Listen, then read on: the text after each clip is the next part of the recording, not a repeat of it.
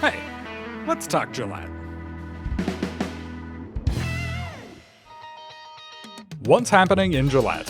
Next week on August 20th is a Gillette City Council meeting. Before we get to the agenda, let's take a look at some other City of Gillette happenings in the next week or two. Like back to school, since school will start on Monday, August 19th. To help prepare for that, I sat down with School Resource Officer Austin Baumberger.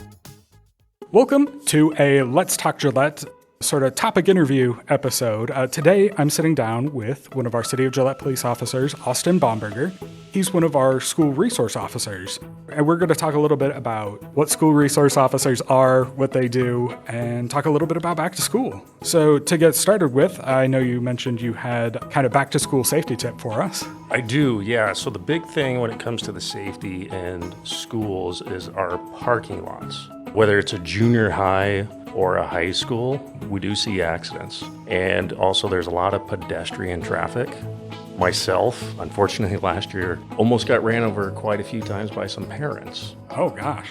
Very close calls on that one for sure. So the biggest back to school tip I guess I would have for safety is just pay attention to your surroundings, especially the new high school drivers. You know, that's like their first taste of freedom right there, is getting a driver's license. But they also need to remember, pay attention. There's other drivers out there, there's people out there as well. That'd be one of the worst things, is somebody getting run over for sure. Sure, near the schools or really all over town because of the school buses and stuff. Oh yeah, absolutely. Yeah, I know that's a huge problem that we've had in the past, is people flying past school buses with their stop arms out. Mm-hmm. And we still get quite a few of those throughout the year. But yeah, that's when it comes to the school stuff, just pay attention. All right. So you are one of our school resource officers this year. What does a school resource officer do? Like, what does your typical day as a school resource officer look like? So I kind of have to laugh at typical, as when it comes to law enforcement, there is nothing typical about it. Oh, sure. Even if you make traffic stops left and right, there's not one that's going to say this is typical. But as far as like a school resource officer, we wear many hats. We can be a mentor to other students. We can be a counselor for students as well, a safety consultant for the school administration. So when it comes to like the drills throughout the year, they do ask for our input and our assistance in it, and seeing if there's any ways that we can help them do a better job. But we're also there to protect the students and the staff if anything comes up. And then we are also just a police officer in the school. All right. And if I remember correctly, each school kind of gets their own school resource officer, right? In a way, yeah. So like the sheriff's department takes all the elementaries, and then of course any of the schools out in the county. We provide officers at both junior highs and then the 3 high schools. Are there different approaches for the different schools? So like, is being the school resource officer for the junior high different from the high school, or different than it would be for the elementary schools? Absolutely it is. So junior high is that time where kids are really transitioning. There's a lot of those changes going on. You know, you could have somebody that is super emotional, and if you say the wrong thing, it can set them off. You can have the kids that are just super easy to talk to in the junior highs. I think junior high is more difficult to figure out how to talk to the kids just because of all those changes. The high school, they're a little bit more laid back, especially the juniors and the seniors. You know, they're reaching that adulthood, and it's a lot easier to have those adult conversations with them. But each grade level that you talk to is going to have its own different approach to it. Sure. And how do you become a school resource officer? Is this something that you had to ask to be included in, or do they pick from our regular pool of police officers? What does that look like? So for any position we have, there's going to be openings, and with those openings, you just apply for it. The application for that is a little bit the same as the initial application. Is you send in a resume, a letter of interest, and then depending on how many openings there are, they choose from that. But you have a sit down with the administration, with the police department, and then through that, they make their decision, and then they pick who they feel is best qualified. All right. And in the schools, what are the biggest issues that you see? Is it like drugs or vandalism or vaping? You know, I kind of say it's a combination of a few things. So the high schools, I've noticed for sure, probably number one is going to be vehicle accidents. Oh, sure. Yeah. Followed by the vaping. occasional fights here and there. And then in the junior high, probably the biggest one is either going to be breach of peace. Oh, sure. Kids either cussing at one another or teachers or what have you. And then vaping would be another one too. Sure. Yeah. For some reason, that's become a big issue within the last few years. All right. And that brings us to our lightning round. So what the lightning round is, it's just a set of short, simple questions designed to get to know you a little better. Are you prepared? I'm ready. All right. Favorite color? Blue. Favorite food? Steak. Favorite sports team? Denver Broncos. All right. Dogs or cats? Dogs. If you could visit any place in the world, where would you go? Either Rome or Australia. Oh, okay. Rome just for the history? All right. If you could go back in time, what time period would you want to visit? I think it'd be fun to go to the 80s and see my parents in high school. Oh, sure. Yeah.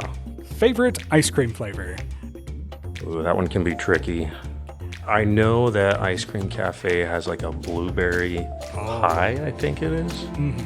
That one for sure, I would say, is probably at the top of the list. Oh, yeah.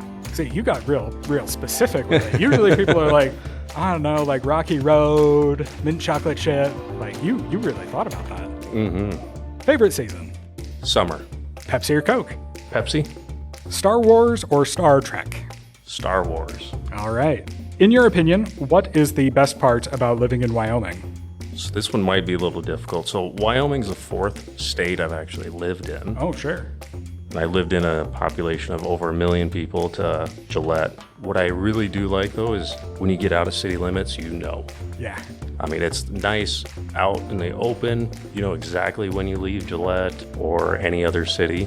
So I guess I'd have to say the openness of it. Sure. I've heard that a lot from people who have lived in bigger cities and things. All right. And are there any final thoughts you'd like to share with students or parents or just members of the community? Final thoughts for students and parents in the community. Just, I hope everybody has a wonderful and great school year. All right. Well, thank you so much for coming and sitting down and talking to me today. For everyone listening, keep an eye out for Officer Baumberger, especially as you drive through the parking lots to maybe pick up your kids. All right. Thank you for coming. Not a problem. Thank you for having me. There is something else important happening on August 20th, other than the Gillette City Council meeting. The 2024 primary election. Gillette Public Access Television will have primary coverage starting shortly after the City Council meeting adjourns. So you can tune into Cable Channel 192 or stream online for preliminary election results, interviews with candidates, and maybe visits from some of the adorable residents of the animal shelter. If you're still unsure about the candidates or issues you'll be voting on in the primary, remember that you can view the online archives for both the League of Women Voters candidate forums and the Right Candidates Forum from last week by visiting gillettewy.gov/GPA and clicking on the Channel 192 archive. It's important to know what and who you'll be voting for, so make sure you get informed. Here's what's on the August 20th City Council agenda. There are a couple of event and street closures this meeting. One is for the 200 block of Ross Avenue from 3 to 6 p.m. on September 10th for the Good Guys Hall of Fame Road Tour. Then, on September 11th, there will be a closure on Wenger Drive for the Marine Corps 5K event, and a parade permit closing 2nd Street for the Veterans Day Parade on November 11th from 1 to 2 p.m.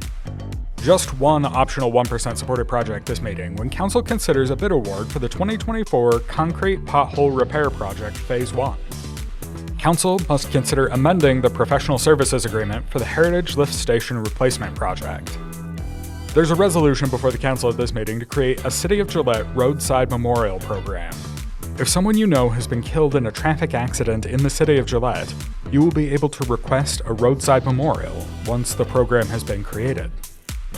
Council has several vehicle purchases to consider for 4 2025 1-ton 4-wheel drive long wheelbase crew cab pickups, 1 2025 4-wheel drive police interceptor crew cab pickup, 1 2026 Autocar right-hand steer low entry cab forward cab and chassis with 1 new McNeilus automated refuse compactor body.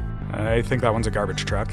6 new 2025 Utility Police Interceptor all-wheel drive SUVs, 2 2023 or newer extended reach wheel loaders with less than 20 hours and full warranties, one new 2026 tandem axle dump truck, body, hydraulics, plow, sander, and required miscellaneous equipment, and an acceptance of a bid for one new diesel 4x4 enclosed cab utility vehicle. That's a brief look at the August 20th meeting.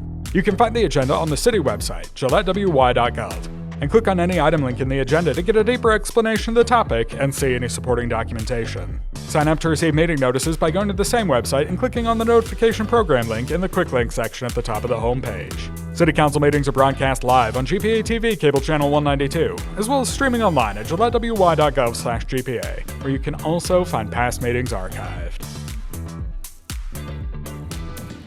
Let's Talk Gillette is a production of Gillette Public Access Television and the City of Gillette.